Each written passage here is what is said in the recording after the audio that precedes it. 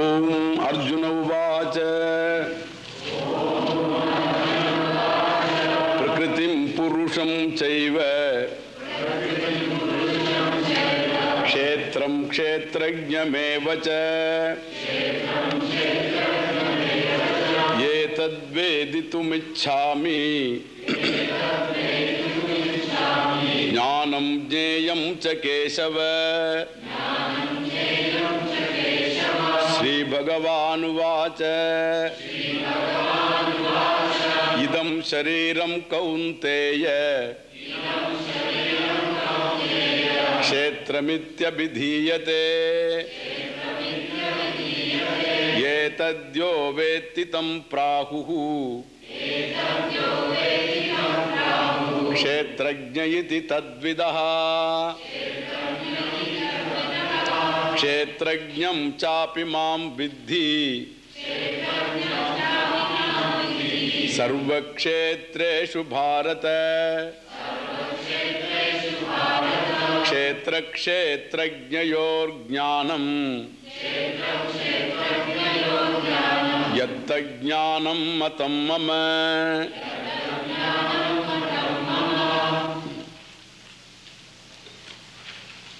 What is known is Kshetra, and the one who knows is the Kshetrajna. The knower and the known, to begin with, are not identical. The known is distinct from the knower. Since I know the Kshetra, the field of experience, the knower is distinct from the field of experience. And the confusion is only from the body onwards. Nobody takes the world that he sees as himself. However dear the object is, he takes it as something dear to me, not as himself. But then the physical body is taken for himself. And therefore, there is a confusion between I and idam. Idam means this. Between I and this physical body, therefore he says, idam shariram kaunteya. Hey Arjuna, Kunti putra Kaunteya, son of Kunti. Kunti is his mother. Hey Kaunteya Arjuna, idam shariram Kaunteya kshetramitya abhidhiyate. So what is abhidhiyate? It is known.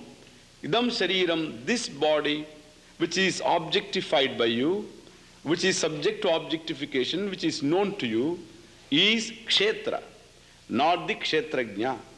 The one who knows the body is kshetrajna. Not only this body, even the one who abides in this body, a subtle body as you call it, in whose presence the body is alive, in whose absence the body is dead, that sukshma sharira, that is also sharira. Therefore, even that, he says, the mind, the sense organs, the hunger, the thirst, all of them are known to you. Therefore, the sense organs are my not, the breath in my nostrils are my not, the various thoughts that occupy my mind are my not, and again, the various conditions that are there, again, this my knowledge, the knowledge that I have acquired are my not, in the sense, I know what I know. And again, the ignorance also are my not. Memories are my not, in the sense, the I is something that is free from all of them, inasmuch as it is something that is the content of the knower. The knower, I, the subject, is therefore distinct from the object. That's how we begin the whole inquiry.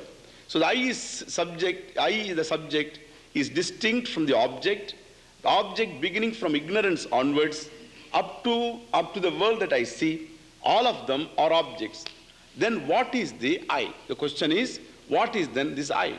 The I can only be the nature of the knower, the very content of the knower. Suppose from the knower, the known is removed. Let us take like this. The knower of the field is distinct from the field. The field that he experiences is called kshetra. Now, from the knower of the field is eliminated, what will be left behind? Knower, is it? Knower of what? The knower, from the knower, the known is removed, what will be left behind? The knower's content. Because the content, the I, itself becomes the knower with reference to something known. And therefore, if the known is removed, then the knower becomes the very jnanam, the very knowledge that is called awareness. Therefore, I, whatever that we use the word I, so this I means only awareness. In Sanskrit, it is called chit or chaitanyam. So awareness is chaitanyam, and this awareness knows no limitation, I said yesterday. For awareness is something that is not limited by space, much less by time.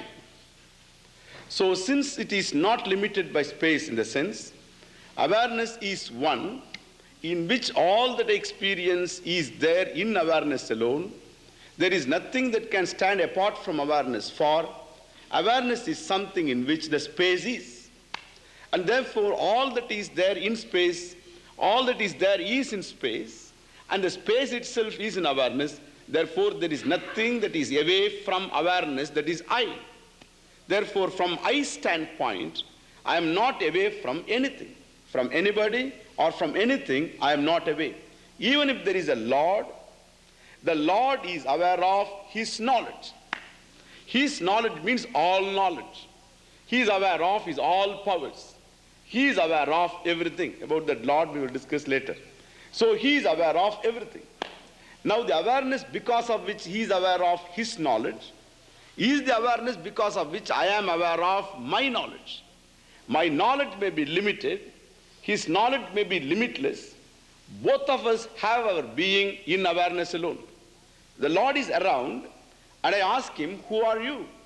And He also has to begin with that I. He has to say, I am. He has to begin with the first person singular.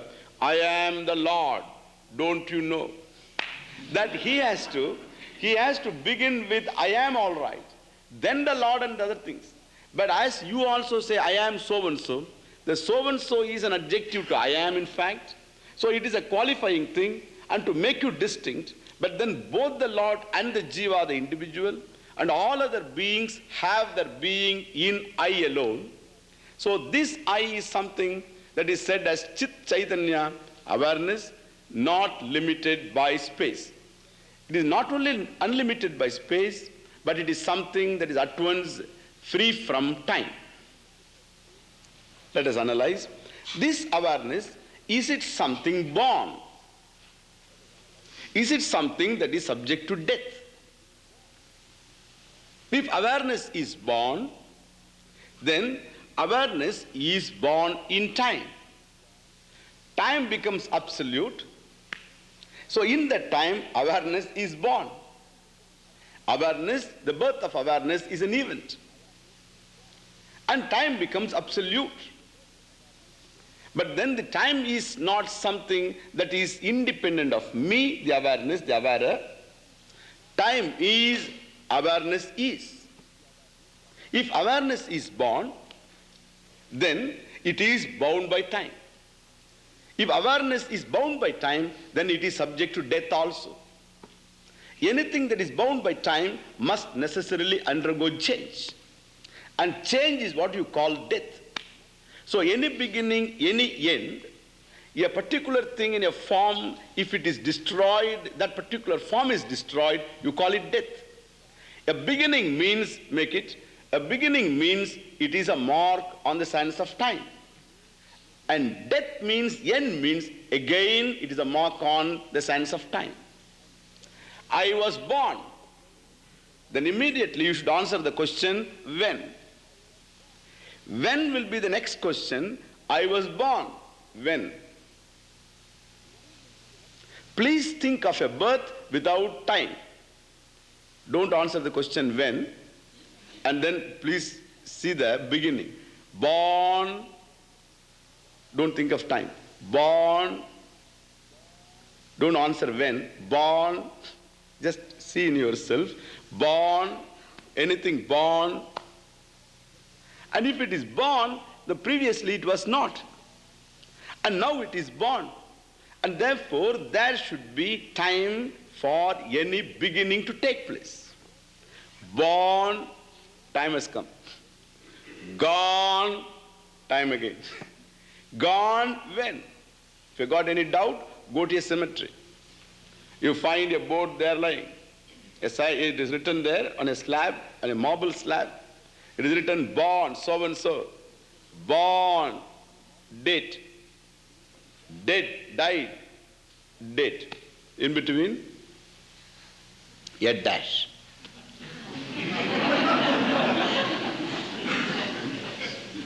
A dash is there.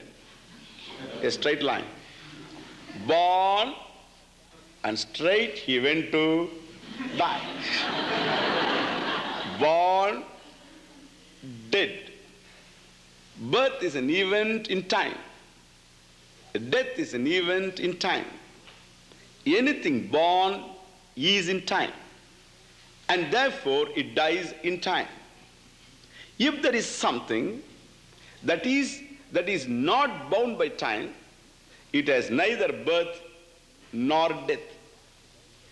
This time itself is conceptual. You know very well, the time is relative in nature. From time to time, time changes in your mind. Suppose, so you understand what I've been talking here, then time goes. Just like that, time goes. Suppose you are sitting here to pick up somebody, then you are all sympathies with me. Why this man keeps talking all the time? And this because time doesn't go. An hour or two it doesn't go at all. For, well, because you are not listening, you are not absorbed, your mind creates its own time series. When you are absorbed, as the scientist said, Einstein, he said, so if you are absorbed in something, time goes. And if you are standing on a hot plate, then you will understand what type of time it is. Now, you just think, he says, if you are talking to your beloved, time goes like that. Ours all develop wings. And then you find that they keep moving. Ours move like anything. Because you are talking to your beloved. And he says, well, for a change, please stand on a hot plate.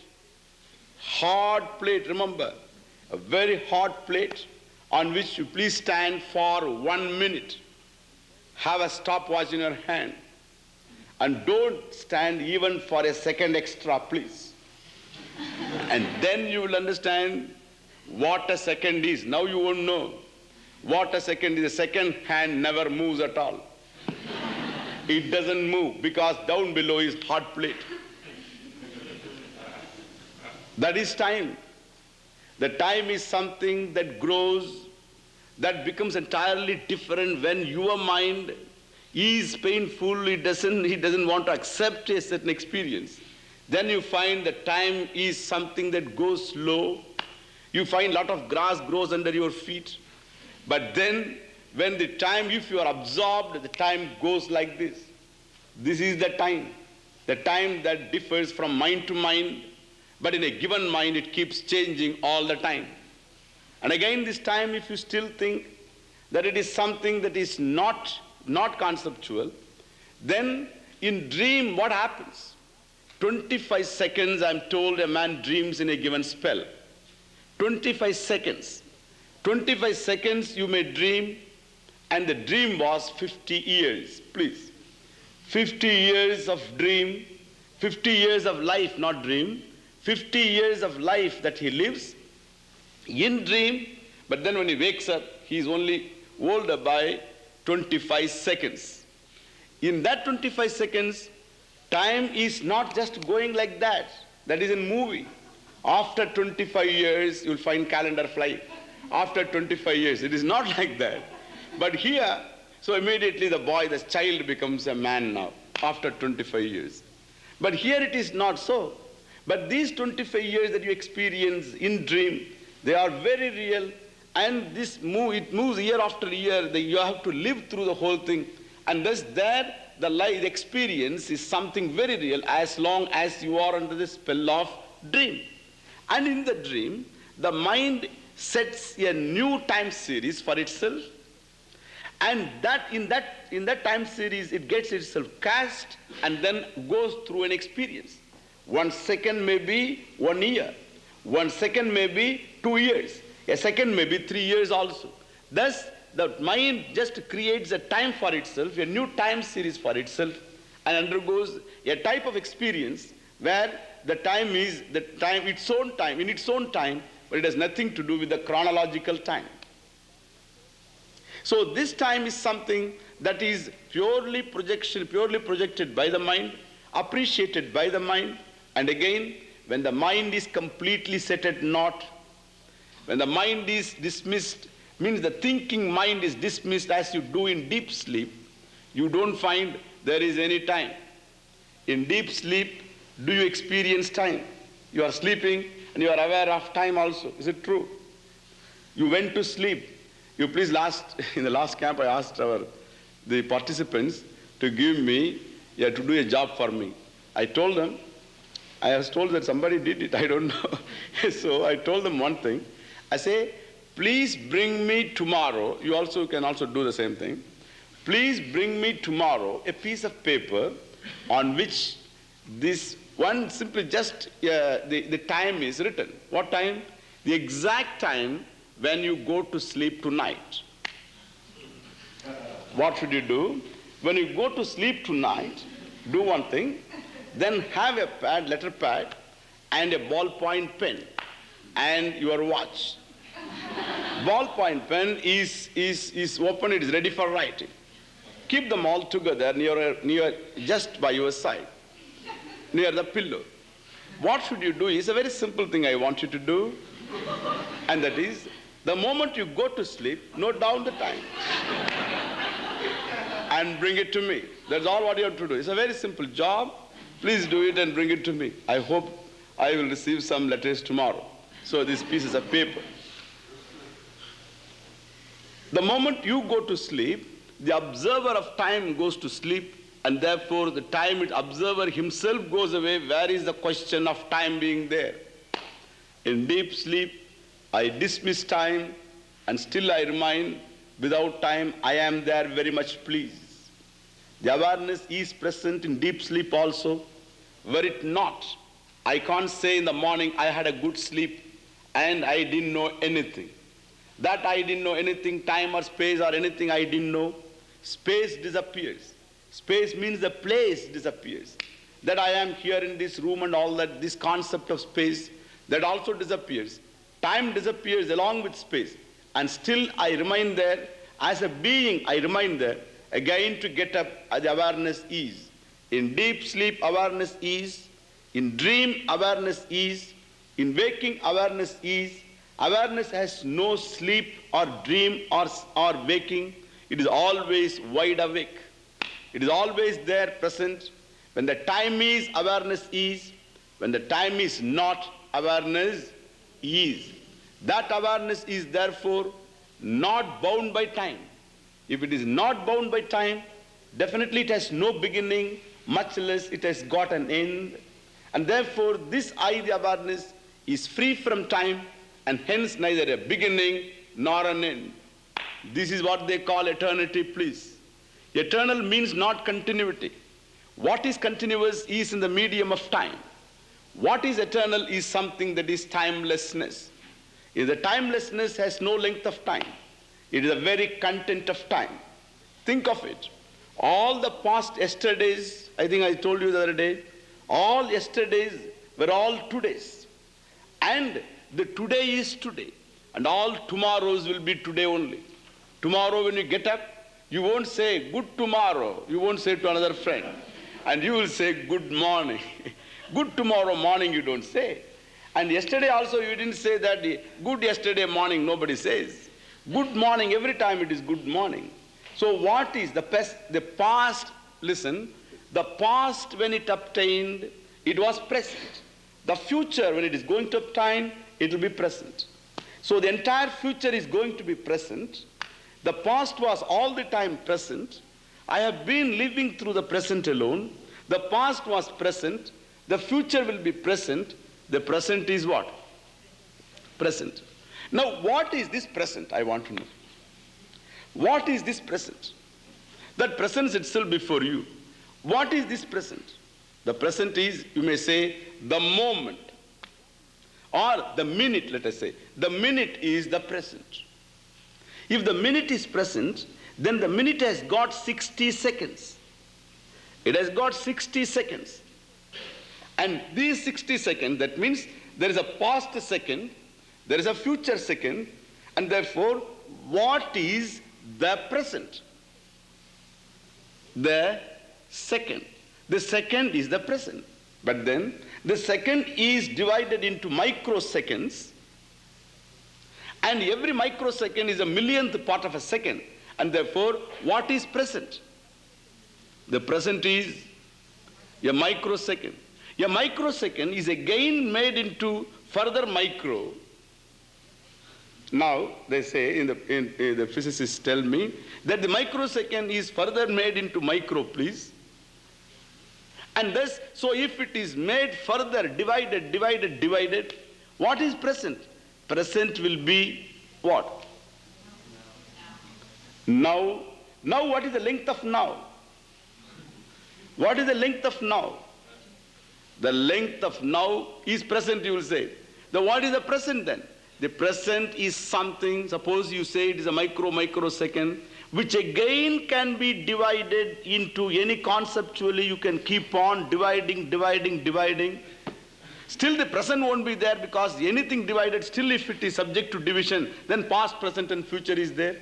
And therefore, what is present? Present is something that can never be further divided, where there is no length of time. When the length of time erases itself, there is the present. The present, the concept goes, the presence alone remains.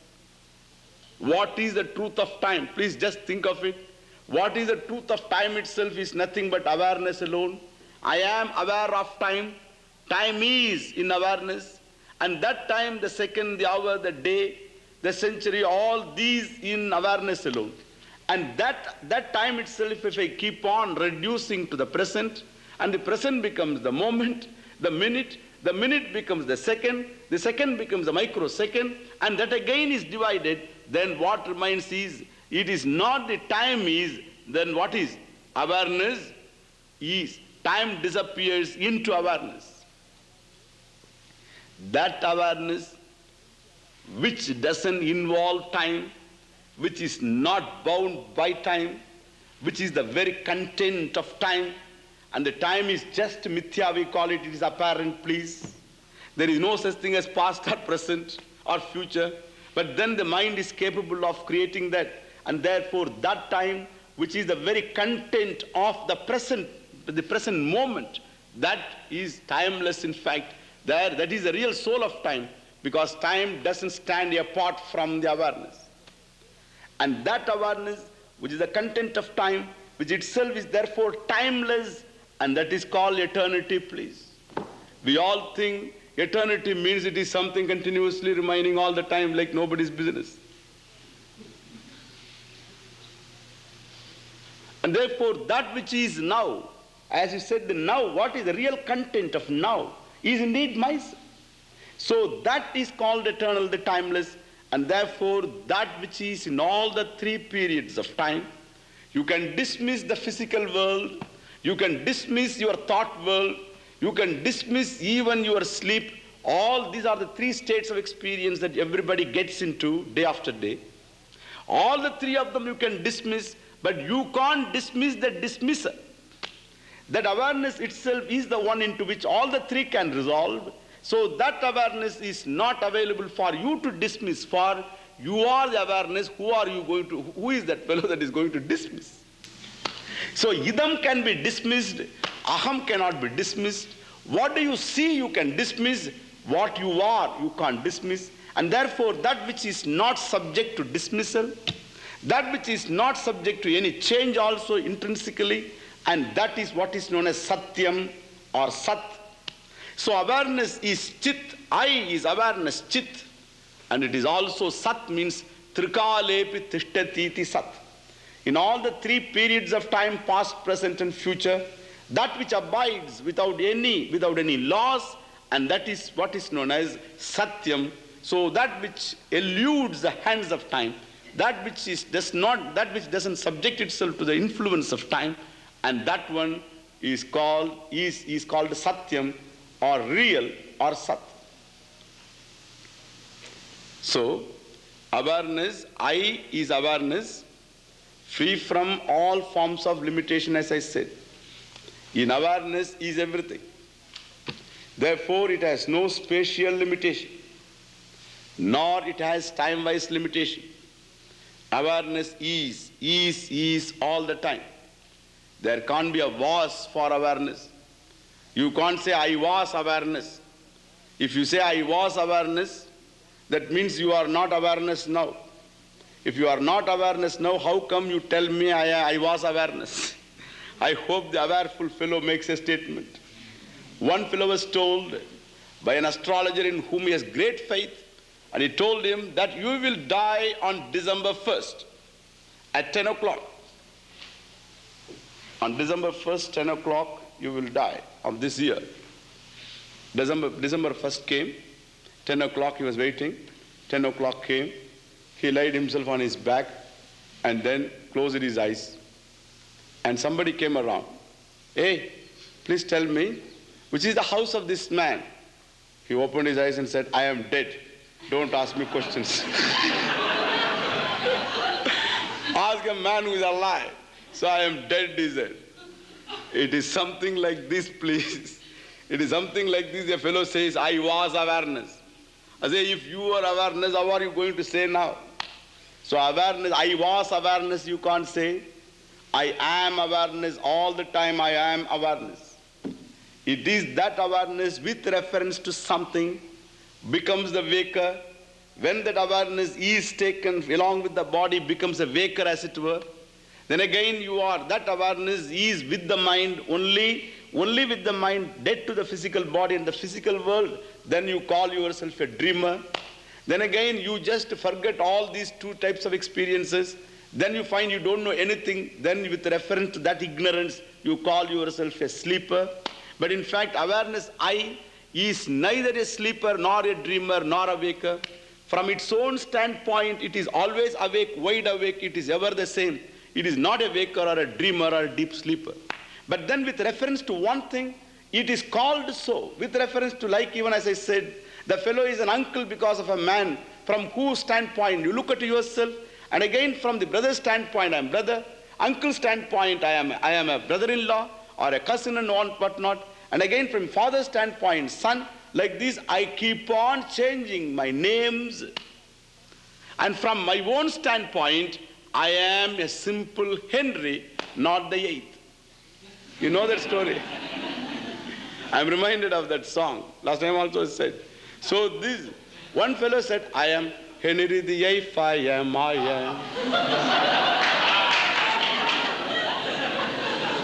Henry the eighth, I am. How come you are Henry the eighth? I say, Henry the eighth, how you are? Well, you don't know. That Henry the eighth died long before. But now how come you become Henry the eighth? You don't know. Henry the eighth, I am. How? I got married to the widow next door.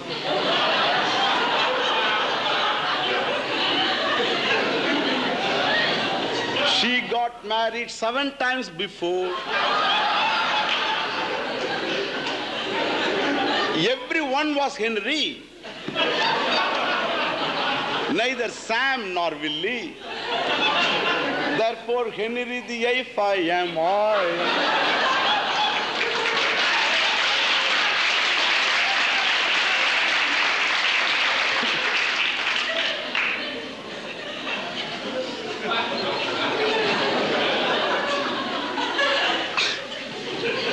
This fellow is a simple Henry, but become Henry the eighth, the unfortunate. If he looks at himself from the 7 other fellows they were the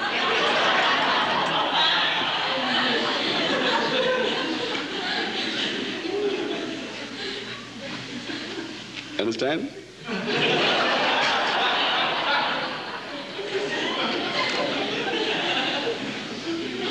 It is like this. To say I am tall, I am short, I am mortal, I am limited, you have to look at yourself from this physical body which is a mortal, no doubt. Who said it is not? It is born at a given time, and it is going to die also at the given time. It is, and in between it keeps on dashing towards death. And that is why that fellow, that sculptor, made only one single dash. You might have had variegated experiences. In him it was only one simple dash, one straight line. Born straight, went to death. And that is exactly his vision. And thus this fellow, this physical body, is like that. It is subject to change and modify. And therefore, from the physical body standpoint, I can call myself a mortal with a smile within myself. For I know I is not a mortal. And if I say I am a mortal, then it is entirely different thing. To be in association with one thing is one thing. And to take that one thing itself, what I am associated with as myself, is quite another. As I told you, a rich man, he can play definitely. In those days, the kings used to come in mufti dress. And then they would not be recognized at all. And thus they would come as beggars, and just to find out how the citizens are. That doesn't mean he loses his kingship. He retains his identity that I am the king, who is going now in the rags that he knows very well. To associate oneself with one thing, with a given costume or a role, is a thing that one can always do. But to take the very role itself as oneself is definitely to invite a self-loss. And here especially, the loss is limitless. It is not a loss that is as limited as the gain. But then the loss is limitless because I am free from forms of limitation, and the body is subject to all kinds of limitation. And if that body is taken as I, definitely I am limited. Once I say I am limited, then what I want? I want to be free from limitation. Naturally, struggle. I want to be free from limitation. That is the original quest. So I am free from limitation. I take myself to be limited, and afterwards I struggle to free myself from a limitation which doesn't belong to I. Similarly, I take myself, the mind, I say, I am restless. I am sorrowful. I am sad. And thus the condition of the mind becomes myself, even though I appreciate what occurs in my mind. Therefore, so again from the mind standpoint I am limited. From knowledge standpoint I am limited. From ignorance standpoint I am limited. Thus all limitations I gather to myself, all due to what? Due to sheer self-ignorance, ignorance of myself. In life, we seek three things alone. Note, fundamentally, three things alone everybody wants is seeks. One thing is, I want to live a day more. Nobody wants to die today.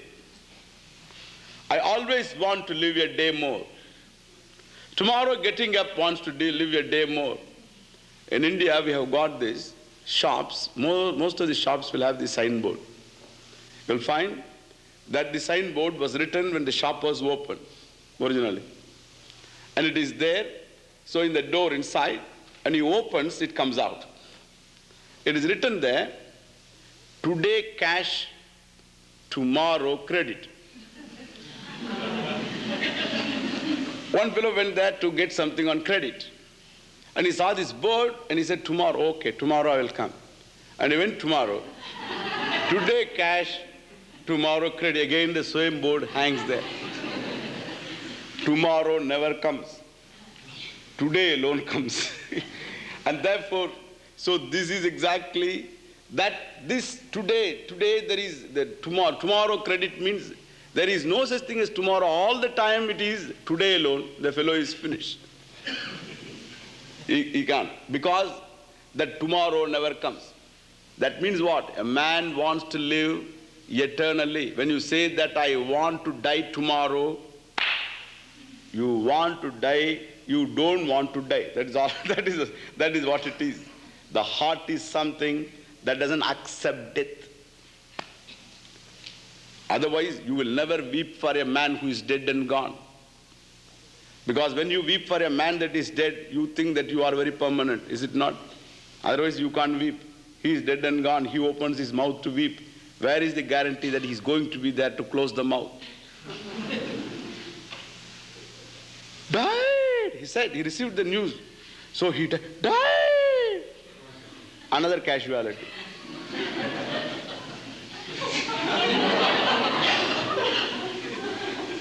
When the heart stops, it doesn't take time, please.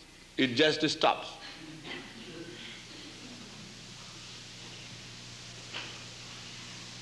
Now, the fellow weeps because he thinks he's more permanent than the other fellow. And he's dead and gone. It's all false notions. And again, that I want a son. Why? Because in the son, I want to leave myself behind. It's also a strange, what you call, he doesn't want to erase himself completely from this earth. One day when I die away, I won't be there at all. There will be nothing left behind. At least if a son is there, then, so I am in my image is left behind. Therefore, even the desire for son, I would say, is a desire for immortality. He wants to leave something behind. At least he will just get into a cemetery, and then that is why they buy on installment basis, I am told, a place in the cemetery, in a good place. Is it not? A burial ground, a place, because it's very costly. So now on the fellow 40th year onwards, he pays in small installments of $10, $10, $10, and so that he will get a place there. Why do you want to go there? Something will be left behind. So and so is lying here. And then, in fact, one Swami in Rishikesh, he created a place of samadhi for him. Samadhi means the burial. So he created a place for himself. First he created, and then he died, so that the disciples will not throw the body into the Ganga. So then he was buried there. So he wanted to be there. He means what? I don't understand that anyway. So he wanted to be there. And therefore, what I say, so this love for eternity, that I want to live always a day more, because my vision is always in eternity. I can't accept death. I can't take myself to be a mortal. Because therefore, this is one desire. I want to live a day more.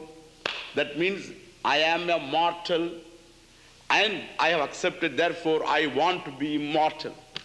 I don't want to erase myself. I'm a mortal. This is number one. Number two is, he always wants to know. He can't stand ignorance.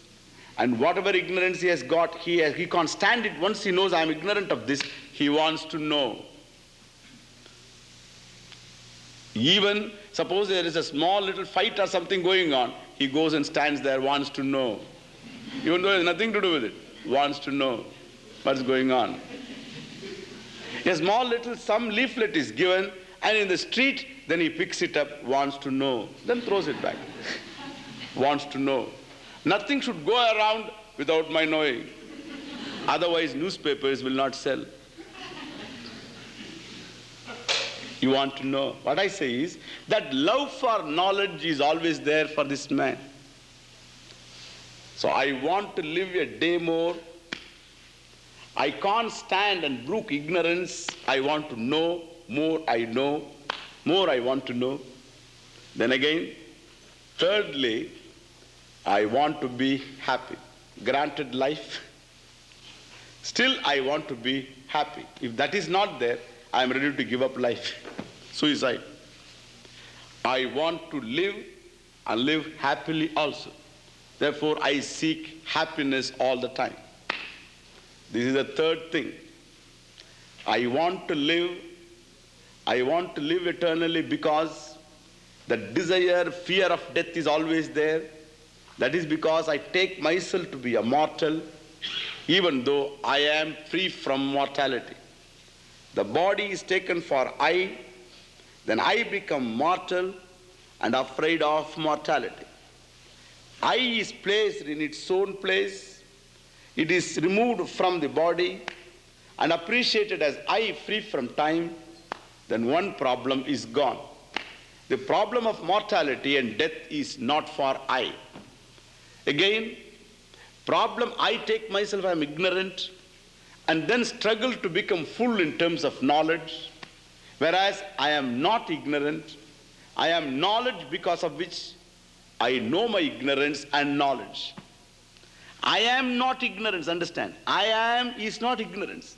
I am is awareness. I am is knowledge, because of which I know my ignorance and knowledge. And therefore I have no limitation. That I has no limitation of ignorance. The intellect may have the limitation of ignorance and knowledge. I am free from the limitation of ignorance, for I am the one because of which ignorance is, knowledge is. And therefore in me is ignorance and knowledge. Means in the I, because of I is ignorance and knowledge. I itself is free from ignorance and knowledge, for it is in the form of awareness. And again, thirdly, we want therefore, so I am awareness and I suffer, I take myself to be ignorant and then suffer the limitation of ignorance. Whereas I am is knowledge, because of which I know my ignorance and knowledge, and therefore I have no limitation of ignorance and knowledge. Thirdly, that I want to be happy. Now happiness is another thing that we always think it is something outside. We have to get happiness from outside, which is another unfortunate thing. So no object in this world, analyze, no object in this world can be dubbed as a source of happiness. No object in this world can be taken as a source of happiness. If there is one object, all of us can contact that object and get happiness. If there is any one object, it is not there at all. What do you consider as a source of happiness is looked upon by another man as a source of sorrow. And again, what do you look upon as a source of happiness today may be looked upon by you tomorrow as a source of sorrow. You might have quoted something today, and tomorrow you may just get rid of it also, because you say that, oh, I never knew what it was involved. And it all depends how you look upon a given object. And that object seems to give me happiness, like even a dog picked up a bone. As the story goes, a dog picked up a dry bone and began biting this bone. And as it was biting, so from its own mouth, because of the dry bone, so it injured its mouth, and out of the wounds, its own blood was coming. And the dog licked the blood and took the bone for meat. Hey, meat. I don't know whether the dog would do that, but anyway, so he took the bone for meat.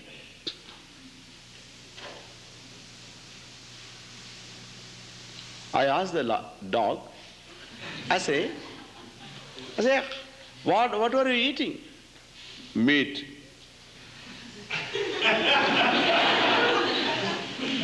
Meat. Did you eat meat? Yes. How? Because it had a lot of blood in it. How is that? I tasted blood there. How? Because before I began biting the bone, there was no taste of blood. Or you see the argument? Before I began biting the bone, there was no taste of blood.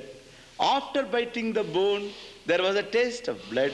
Therefore, the blood must belong to anything that I was biting. Bone, it doesn't know. And therefore, anything, before biting the thing, there was no blood. And after biting alone, I had the taste of blood. Therefore, it should be meat. Exactly like this. I wanted something. That something, I got it. When I got that, there was a clearance in me. I was happy. Before experiencing the object, I was not that happy. After experiencing the object, I became happy. And therefore happiness should belong to what? Should belong to the object. The difference between the dog and the man is, when the dog suffers, he is taken to a vet, and this fellow he suffers, he is taken to a general physician. That is the only difference, because the logic is the same. The logic is the same in as much as, well, he says that before the arrival, in the wake of the experience of the object, I got happiness. And therefore happiness should belong to the object. If it belongs to the object, whoever comes in contact with that object should find happiness. You yourself should come into contact with the same object again and see whether it gives you the same happiness. No, it doesn't do. Your experience proves that. Therefore, the same object which gave you happiness before doesn't give you now, because your mind has changed. Therefore, what is the content of a thing? Suppose you want something, and now this one thing you have been eating, suppose. So you want this particular thing to eat for a long time, and you got it. When you got it, oh, fine, beautiful and all that, it gave you a kick. Some happiness, some pleasure. If not happiness, some pleasure. The second one, the same thing, a repetition. Second one was given, the same thing was given to him. Second time, okay, that's fine. Third time, thing remaining the same. The fellow, if he's a glutton, he may accept 10 times. The same thing. 10 cakes, okay. So 10 of them he accepted. The 11th one, he says, no, I am not interested. Why, keep it there, we will see tomorrow.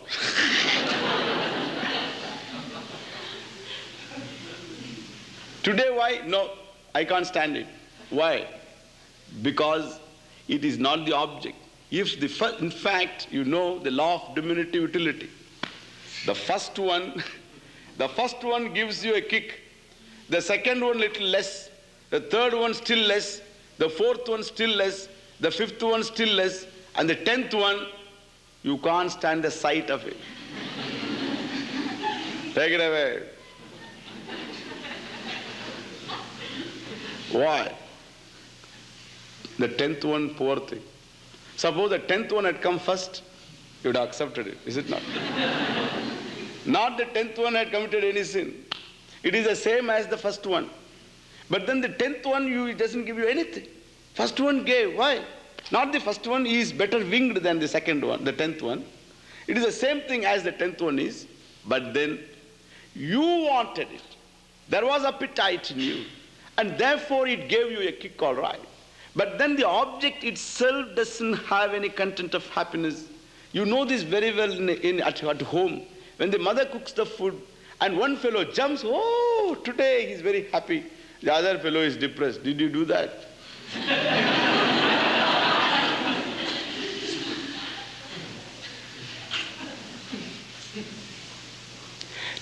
Now you can understand from this very clear. The object itself has nothing to do to make you happy or anything. But then you want something, and that want is fulfilled. There is a clearance in you. The want is no more until you pick up another want. The want is cleared away. The mind is free, and you find a joy for it. And at that moment of happiness, the object is not. Much less, you are the one, you remember, I am so and so, now I am enjoying it. You are not there. In fact, if it is a one complete flame of joy, in that flame of joy, the enjoyer is consumed, the enjoyed consumed, the enjoyment itself is not recognized. It is only what remains is I myself become a flame of joy, where all differences seem to resolve. The experiencer and the experienced, the enjoyer and the enjoyed become together. When there is such a unity, when there is such a consummation, where differences resolve, I find there is joy. What I wanted is no more separate from me, and therefore the wanting man and the wanted object, as long as they are separate, there is pang in your heart. The heart burns. It wants, it pants for it wants. It longs for the object because it looks upon the object as something that is very important for my being happy. And the object is gained. No more I am a seeker with reference to that object. The seeker sought come to be one. The mind is no more projecting And in that resolved mind, there is a joy manifest. Belongs to whom? Not to the object. Definitely not to the object. But belongs to whom? Belongs to myself, please. I am happiness. I am joy, which is not granted a chance to manifest itself in my mind. When the mind gets the clearance, the joy manifests itself. And there I say, I am all joy. And again the projecting mind, the wanting, longing mind, the imputing that happiness to an object, it again projects that I want that again, because it knows not I am indeed what I seek. The fullness of the joy that I seek is myself alone. The mind doesn't know, and therefore again it wants to gain the same happiness. For once you have experienced your height, you would definitely you would make an attempt to reach the same height, as I told you before. At moments of happiness, I become all happiness. A man who wanted to just to see something, and he go to a temple, and a Hindu, he wanted to go to a temple in Badrinath, and he went to the temple. When he went to the, till then it was a great separation between him and the Lord. He wanted to see the Lord in the Himalayas in that particular shrine. He was a great devotee. And he got to Badri, the place, and then when he saw the Lord, he closed the eyes, and then the Lord disappeared. In that particular form, the Lord disappeared. And himself, I am a devotee who has come here all the way from the south and things like that. All his weariness and his tiredness, all these things are forgotten. What remains is the seeker's sought consumed into one of fullness. That fullness alone remains. No difference remains. Therefore, the Lord seems to have become the very fullness that he was seeking for. When the seeker and the sought become one, you find that there is joy. That joy is not born out of an object outside. It is a condition I grant within myself, in my mind, which does not deny me, which doesn't deny me the joy that I am. Like even, I see the sun, now I don't see the sun. Why? Because a patch of clouds. This patch of clouds seems to now cover the sun. The sun seems to have disappeared, and a fellow cries, and he says, the sun is gone, and I don't know where is he gone. Will he come back? These fellows, for SO1 also, he cries, sun is gone, my son went to the school, never came back, I don't know what happened to him, kidnapped perhaps because there is a scare now. And therefore, kidnapped, thus he is, now for this son also, SUN, and his fellow cries now, though son is gone, what will happen? Will he come back? I don't think he will come back. Why? He's completely gone, he's not there at all. Then he prayed to the Lord, oh Lord, minus son, without son, how we are going to live on this earth? Please bless us with the son. He has gone away somewhere. Please bring him back. Then there was a kindly breeze, and the son came back. And he said, well, the Lord came in the form of breeze and caught the ears of the son and brought him back. The sun was brought into being by the wind. Is it true? Is it true? The wind brought the sun into being. Will you accept? No. But the wind has made me see, helped me see the sun. In which way? In which way? In the sense, it removed the clouds. The cloud was standing between me and the sun. The wind came and removed the clouds. I had clearance. I saw the bright sun. In my mind there is a cloud of desire. In the fulfillment of the desire, in the wake of the object desired, achieved, the desired cloud moves away. I find the sun of joy manifest. And again the projecting mind projects. It seems as though myself, the Ananda, is gone somewhere. That is the reason why my being Ananda, or the joy, or fullness, when I go to sleep, I discover such a great joy or happiness. Everybody is interested in deep sleep. Nobody is disinterested, please. That is why they sleep all over. Not in the bus they sleep, in the car they sleep, in the office, of course they sleep. And everywhere the fellows sleep. Do you know why? Do you know why? Because sleep is a field of a happy experience. I give you the logic.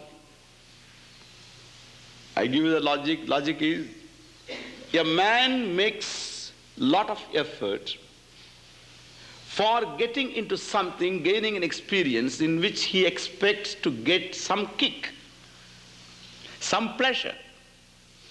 You will never make a deliberate effort to get into a field of sorrow. This fellow drives 10 miles in a car to what? To get himself whipped by somebody. That fellow gives every day 25 lashes. So for these 25 lashes, to get the 25 lashes, he went driving and came back. Is it true? Nobody makes an attempt, a deliberate effort, to get into a state where there is unhappiness. Man is an utilitarian. He means business all the time. And he wants to get into always a state of experience wherein there is some kick, there is some pleasure, there is some happiness. Now please see this man who goes to sleep. Very elaborate arrangements he makes. The bed must be pakka. The light must be the right one.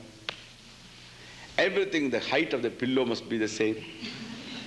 And everything is all spick and span, everything is fine. Then he goes to sleep. Why? Because I want sleep, and for which all these arrangements are made. You see that fellow making his bed and things like that, his own bed, suppose he makes, please see him, how carefully he makes everything. Because it is something like, when you go to the kitchen and cook and things like that, what for? To eat, have the pleasure of eating. Similarly, this fellow, so he makes such elaborate arrangements, takes so much pain, to see everything is fine so that he can sleep.